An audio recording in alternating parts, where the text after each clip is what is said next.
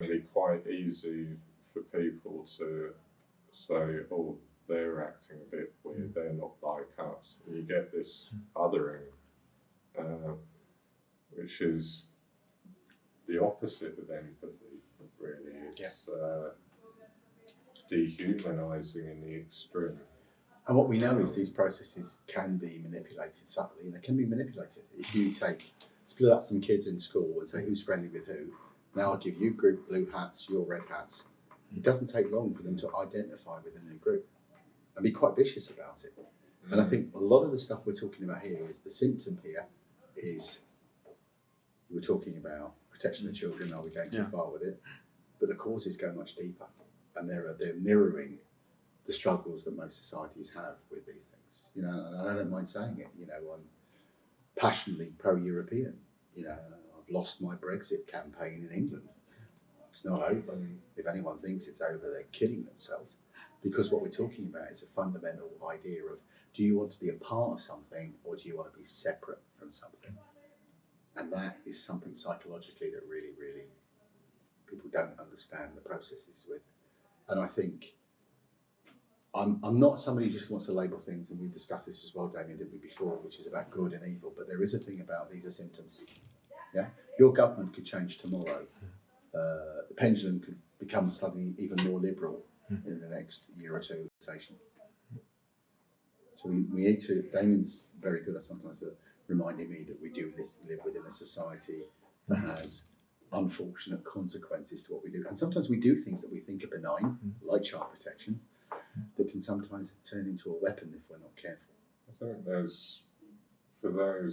if there's children being taken away just because the parent's autistic, then that's going to be based on assumptions about what autism is.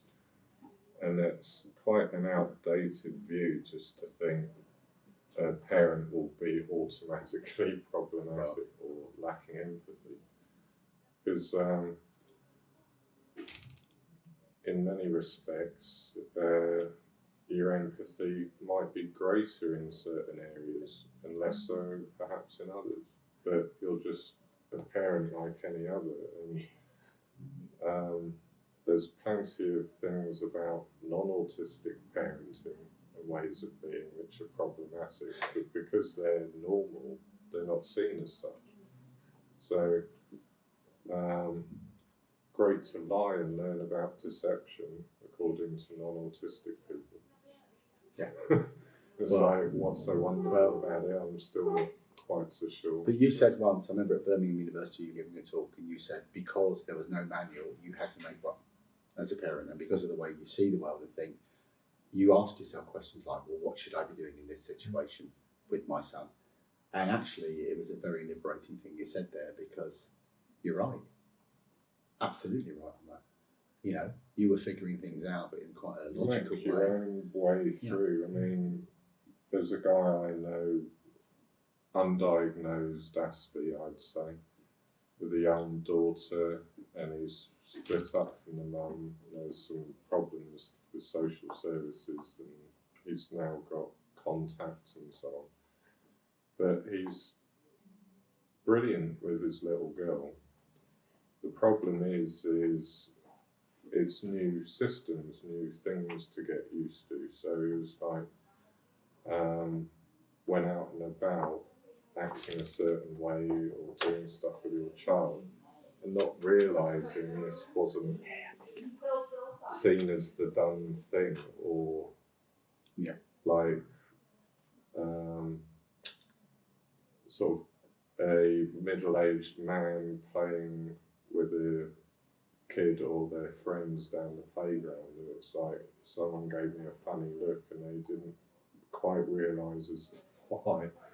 And it's like, there's assumptions around middle-aged men with kids at times, and it's a potential problem there.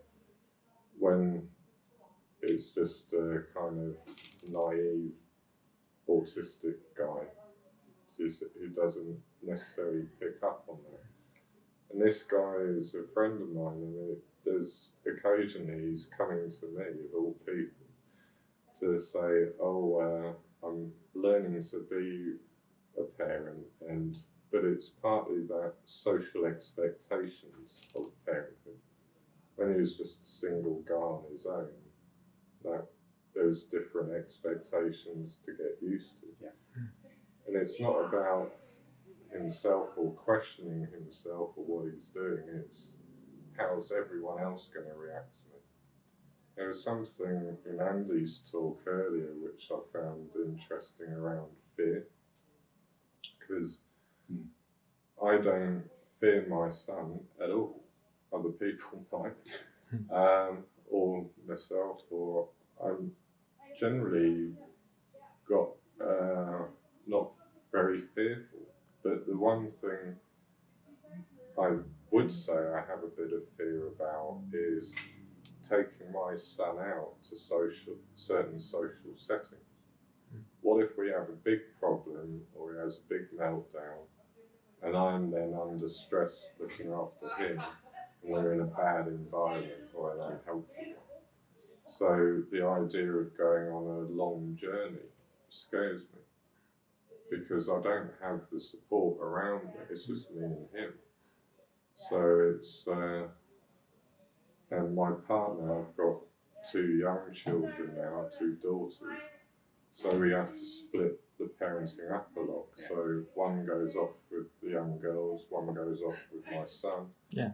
And when we're all in the house together, my son struggles with high-pitched vocals, so he has to be off the other end of the house. Twins are perfect then, yeah? And it's kind of... You support each other.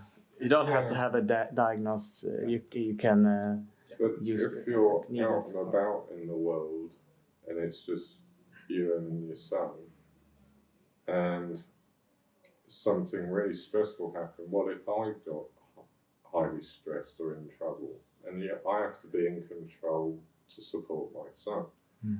If we just had a decent support worker come with us, but getting hold of finding one who will work weekends, who's fit enough to keep up with my son, because he's quite fast. 17-year-old boy, he can move quickly. And someone who's fit enough, willing to work weekends on practically minimum wage, with a high support family. It's like, I've not met one yet. We do have a personal assistant person who is now coming at weekends, but they can't keep up with him. So who takes him out? I do. Would I take him Can you keep abroad up with on him? holiday Can you keep up with them? for a few years maybe? Yeah. It's getting a problem. And would I take him on holiday on an aeroplane to another country? Never tried it. That's what I fear. He's hyperactive. Yeah. No, it's just kind of quite obviously autistic at times, flapping and gestures. And Lots of sensory issues, anything unpredictable. And if would be an he issue. got into an overload sensorily or stress-wise, it's how everyone might react. There was one time I was taking him home from somewhere quite locally, and we were on a train platform waiting for a train, and the platform got very crowded with people, and he couldn't see. He wanted to leave the platform because the train was late, and he couldn't get his way to an exit, so he started getting into a panic attack. And usually I can deal with that, but a panic attack on a train station surrounded by people puts my stress levels up. I managed to get him on the train, and luckily we had the train guard came round and was really helpful rather than Great. your problem. And then he phoned ahead to the station I was getting off at and told the guards there to create a path to the exit, so when we got off the train it was straight through. That was brilliant help and support.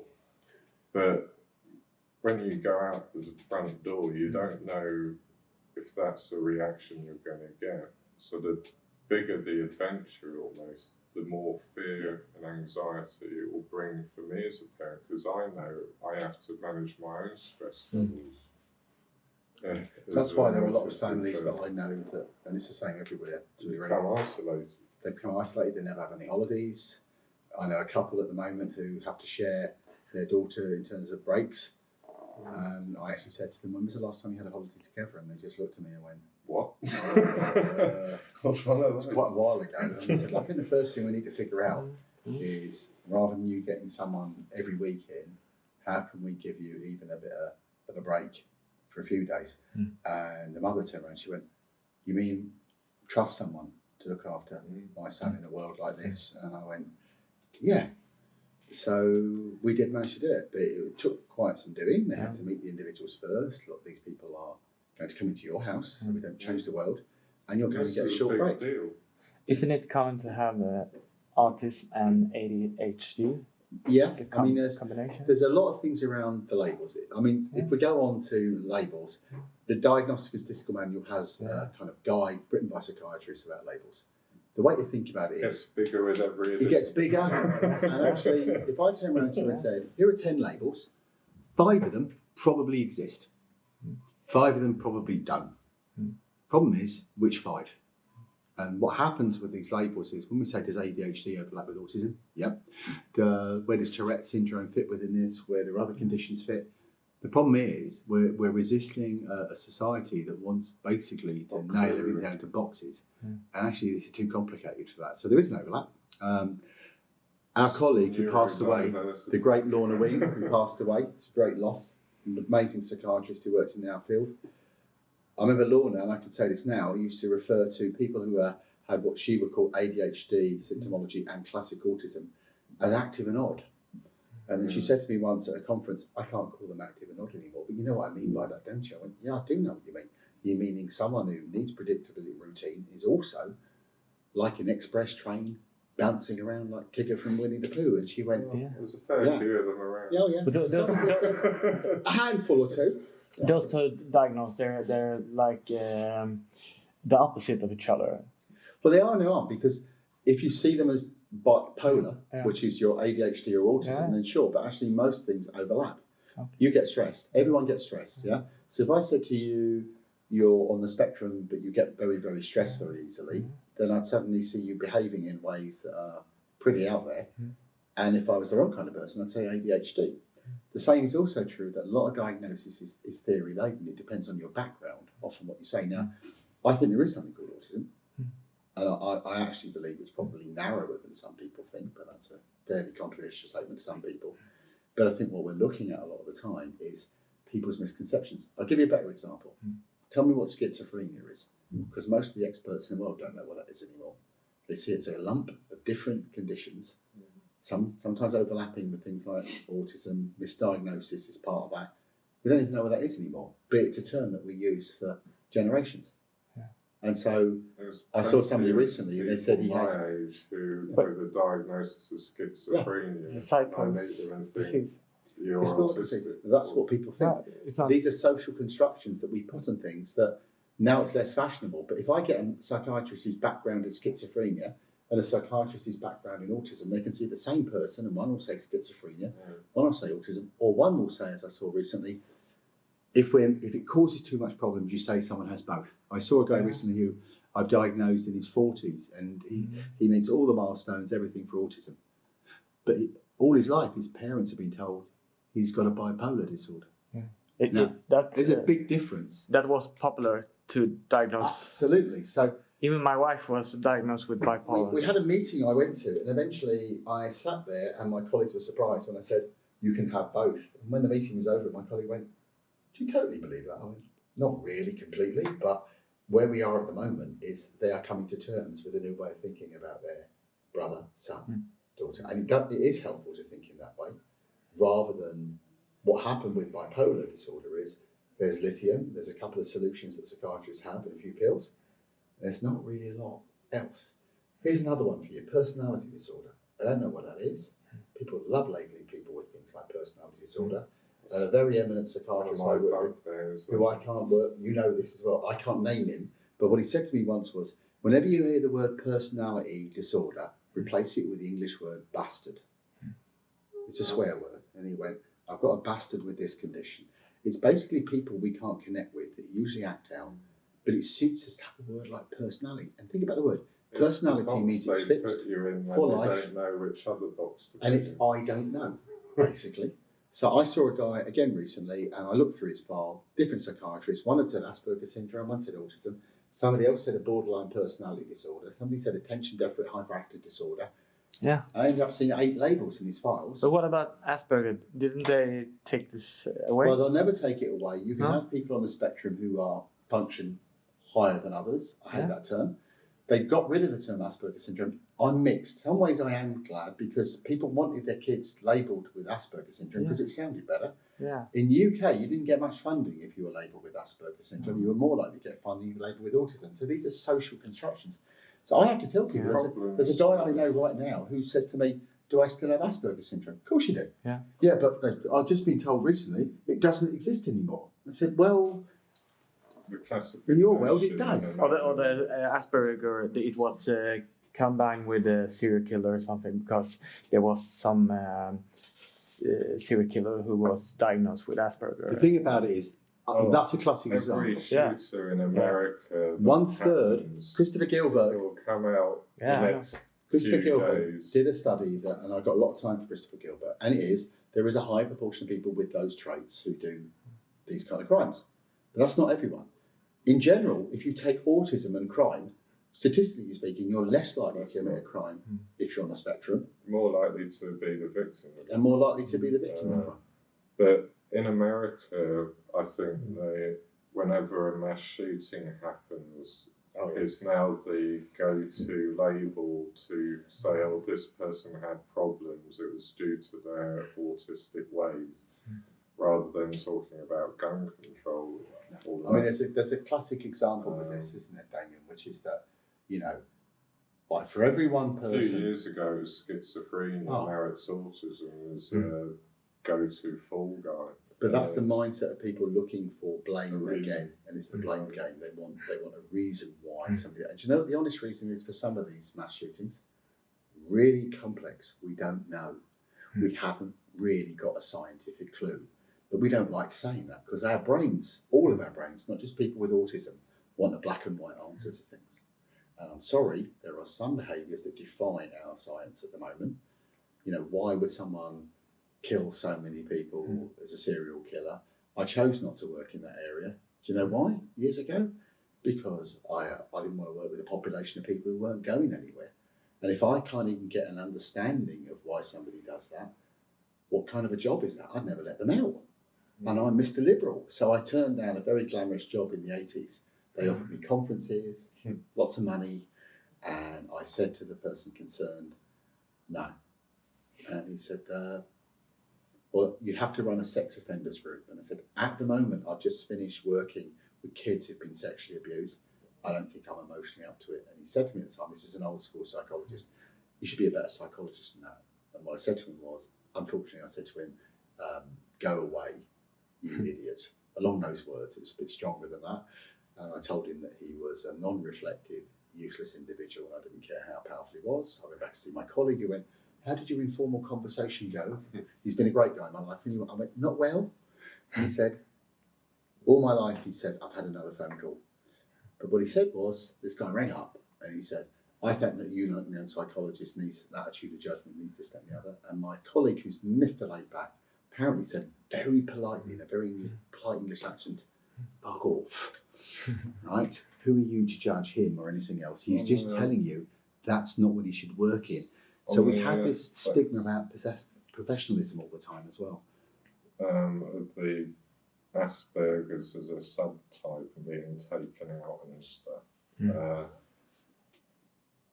There's any attempt that's been made to subtype autism has basically failed. Yeah. And so in practice, you could have someone with very similar needs and a different doctor would give a different diagnosis. And the boundaries of what was Asperger's and what wasn't became so blurred that they had to kind of get rid of it. And whilst it was saving some of the stigma for that group, it was saying their needs weren't as high as sometimes they were. And also that stigma came at the cost of people like my son keeping the autism stigma as tragedy, something over there. You poor thing. Locked away kind of stuff. And so those subdivisions caused more harm than good, really. And what needs to be better recognition is neurodiversity. Yes. Dispositional diversity, as someone called it, because we're all embodied beings. We all develop our brains and our neurons work somewhat differently. We're all in a context, and often I see these explanations, which is like the nature-nurture debate all over again, but with people at very extreme positions. So it's all development, it's all biological, it's all in your genes, or there's nothing you can do about it, or it's all trauma, it's all experiential, there's nothing biological or developmental going on. We must, you get these extreme positions taken up, and that's because human nature is always both. But it's always complicated. Always all of it. I changed from that or that. You know, I changed from being in my first young aspirational, what they call a behaviourist. I didn't really want to struggle with trauma, internal events, because it was messy. And then I shifted the other way, and what I ended up with was nature nurture is a stupid question. We're dealing with very complex things that we don't have a clue. It's a dumb question. How much of you is this? How much of you is that? And it changed my perspective, because there was the two extremes that I didn't like. You had, when I first trained, we were the behaviourists. Give me the boy, I'll give you the man. I can program you like a robot. And then the other end were psychotherapists who basically said, after 5, you're pretty much done. Your personality's set. Not a lot we can do about that. And I rejected both. And I rejected both from a form of what we call eclecticism, because one's too tragic and the other one's too optimistic and one's too pessimistic. And the reality of what we see is there's a lot you can do in between. So people often ask me, what are you? What's your orientation? So I have to tell them eclectic these days. I've just written... Realist? Yeah, maybe. I've written an article recently called The Behaviourist in Recovery, which is a deliberate jibe about some of my individual colleagues. And we had loads of downloads of the article. I put it on our internet site before Christmas. And I was telling Damien, I discovered that I've got followers on social media that I didn't even know were followers, who were saying things like, shame on you, you should not be saying those things. But the problem is, the questions we want answered all the time, nobody wants to hear probable. They want to hear absolute. It's the Swedish term. And it's not just people with autism, it's society. They want simple fix. Should I remove the child? Should I not? Get Brexit done. Oh, don't start me on that now as well. At least we're free from that at the moment. And I think one of the things that we've got all the time is human nature is we want to simplify, and we need to simplify. I'm not saying things are complex, we can't do anything. I'm just saying, I was taking the talk early on, we need to embrace the complexity and live with it rather than saying... autistic people are better with that one. I think so. It's a valid point.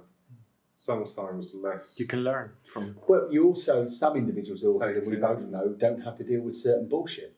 Excuse my French, because, you know, in their world, it's not relevant for some guys I work with. And there's an honesty. When I first started realising why one of my passions was autism, one of it was the honesty. If someone sees complexity, that's what they see. Yeah, honestly. Even with ADHD, they're honestly... There's a woman I know, I won't say where she is, she lived in an institutional life, disability, borderline disability and autism. She had a great story to tell.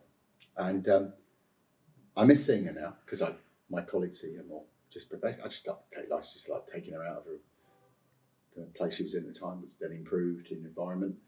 And every time I would see her, I brought a young assistant psychologist with me a few years ago, and I said, now before we go in, she's going to say some things that you mustn't misinterpret. And as soon as I walked in, she said, how many times have I got to tell you, you're a man, you've got money. why do you wear such crap jeans? And you need to lose weight. So you're not going to be around much longer if that. And that was how she started the conversation. And look at those jeans there. I swear you've got a hole in those jeans. Anyway, we're here to talk about today. Should we go and have a coffee? Fine. And my young colleague went and said, she has an honesty which is refreshing, right? Because, yeah, my jeans probably are shabby. And every time she would say it, and she would just say, but you can afford good clothes, can't you? And I went, yeah, probably. She But said, in some culture, that's okay. That's okay to have that honest. absolutely. And But not I've in, recently, through an operation, I've lost a lot of weight. And I went to see a Yeah. colleague the other week, and he went, wow, you lost so much weight with that operation. He said, do you feel different? I said, lighter, creakier. And he went, oh. And I said, and actually, it's not changed my personality much. And I said to him that I'd asked my wife, anything about losing this weight that surprised you, not in the way you expected? And she said, you're as moody now as you were before the operation. And I always thought it's because you were hungry all the time. That's why you were moody. Now I have to accept that you're skinnier and cranky, is what she said. I'm accepting you. And I said, accept me for who I am. And I quoted some of the neurodiversity arguments as well. She wasn't having any truck with that whatsoever. But the argument behind it is complexity doesn't mean we can't do things. Complexity means accepting that our knowledge is not great, but it's improving. Like Damien started, we're talking about neuroscience. There's lots of exciting things happening that we learn. He said something to me yesterday, which I agree with as well, which is that you learn a lot more from people outside of the autism world sometimes who are experts. So do I. Much more. Whatever field, there's interesting work happening, which we're all human, it's relatable, or you can have an academic theory about people generally, and then you think, what's different about that? Or in the context of autistic people, what adjustments would you have to make? But if it's a good theory about people, then it's going to be a useful theory for autistic people if you adapt it. And I just think we become a bit embedded in these dominant ideas that came from a very small group of cognitive scientists, which are now all a bit dated. Yes. And it's why that's the case. It's become a kind of mantra, lacking a theory of mind. Anything that's a deficit model can't be good. You don't have that thing in your head to do this. Your IQ is a certain level. Deficit models are pretty much damaging when we use them. And they censor the so-called norm. It's like some years ago I did the 2 days ADOS training of the diagnostic tool for autism. Now, saw a lot of problems with the tool and the training, but all the video clips they showed us to do our marking grids and stuff were of people who eventually were diagnosed. And at one point I said, do you have any video clips of normal development? And of course there wasn't any. Yeah. And the trainer struggled a bit, but then said, well, we all kind of know what typical child development looks like, do we? Really? No one's ever shown me what normal development is. I've told you I'm normal. What the milestones How many times have I got to tell you, Damien, I'm normal? Well, Professionally diagnosed myself as normal years ago. if you found on any Bill helps. scale a human being who is Self-diagnosed. Absolutely. average on everything, then they'd be atypically average. Yeah. And so there's no such thing as normal. It's just the kind of blob in the middle of a scale. Which herd do you belong to? I was going to finish with a true confession, actually. When you asked about autism and Asperger's syndrome, for many years, as Damien pointed out, in the UK particularly, and Ireland actually, where I did a lot of work, funding meant a different thing to having those two labels. Asperger's syndrome in general meant less money. And I will confess now, and I decided I was going to say it a few years ago, there are many people I can diagnose. I'm supposed to be qualified to diagnose. I don't like doing it too often. But there are many people that I diagnose with autism anyway, and not with Asperger's syndrome, even though they meet the criterion for Asperger's syndrome. Because I knew if I gave them the label of Asperger's syndrome, they got pushed into mental health services and no money. I'm going to confess that now about the subjectivity. Those are some of the judgment calls we've had to make, and I sleep okay over that. because normally it's So- about resources. Box fitting Yeah. again. And it's just a label. fit This people label to the gets you money. box.